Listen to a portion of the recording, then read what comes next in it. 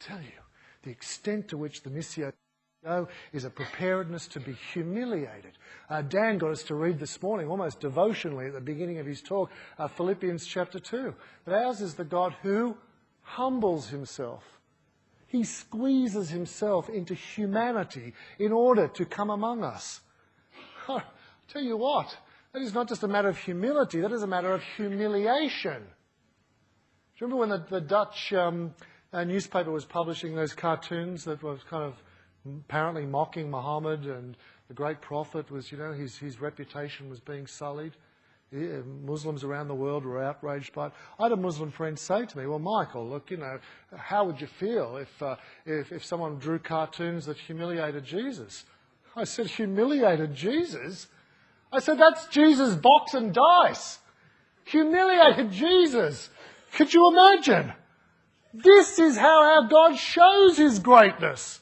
Your God might be so precious that he cannot be pictured. Your prophet's reputation might be so tenuous that to put him in a car might to be humiliated and sully his reputation. Our God actually shows his magnificence by being humiliated.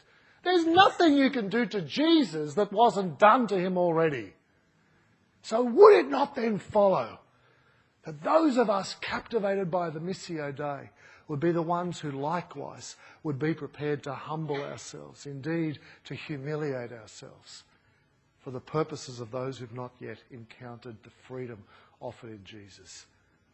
Does this make sense? We're too precious. Don't laugh at us. We're too pathetic.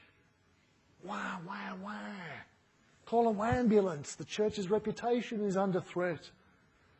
My friends, it's who we are. We're the sent ones. We're the humbled ones. What we've forgotten about our God was why we had those temples. We forgot that our God is not a pagan God. We forgot that our God does not live in bricks and stone or in our programs. We forgot this absolutely fundamental biblical truth that almost sounds like blasphemy when you say it. We forgot that this is not the house of God, but this is the house of God. Could you imagine this? So humbled, so pathetic, so needy. But this is for Jesus a pleasant place of shelter. Who here has ever been to Southeast Asia or Africa or Pacific Islands and a mission trip of some kind, and some absolutely poverty-stricken family has served you a meal in their home and has given you way more than they would ever eat and have depleted their own resources as an act of hospitality? Who's ever been in a situation like that? Do you not feel absolutely, does the food not stick in your mouth? Do you not feel absolutely shamed about this? And then you think to yourself, what would it have been like for you to be God, sent into human form, and be forced to have to eat at the table of other people? Jesus had no kitchen of his own, no house of his own. He was like the homeless Alex. He relied on the mercy of sinful human beings. That is a great God. Do you follow? Forget temple theology and don't dish up your Psalms and all the Old Testament stuff to convince me of it. I say, we read the Old Testament through the lens of the New. And we know this, that the point at which Jesus was baptized, as Mark's Gospel beautifully tells us, the heavens were torn and the kingdom of God bled into the world as we now know it. At the baptism of Jesus, the so-called separation in the vision of people of that time, that beyond the blue was the heavenly realms, it's torn apart.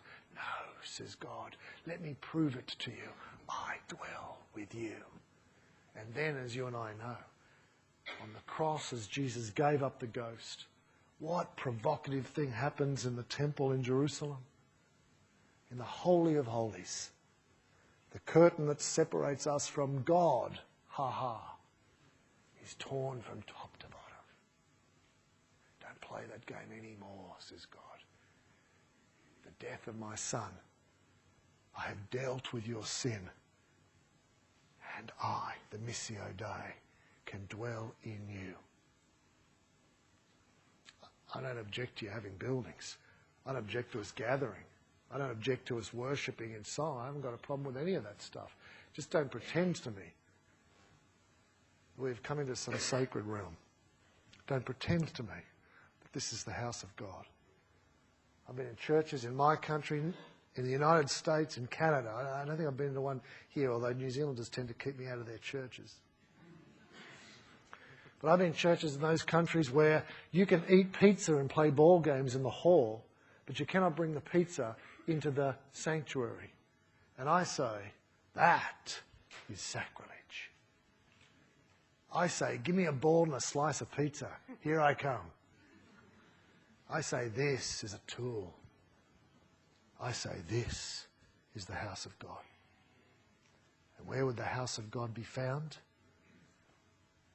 With prostitutes, with tax collectors, with sinners, with the poor.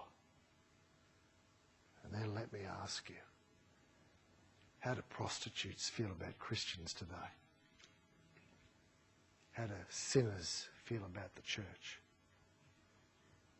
See, when God inhabited earthly form, when God became Christ, he didn't just hang out with sinners, but actually enjoyed his companionship.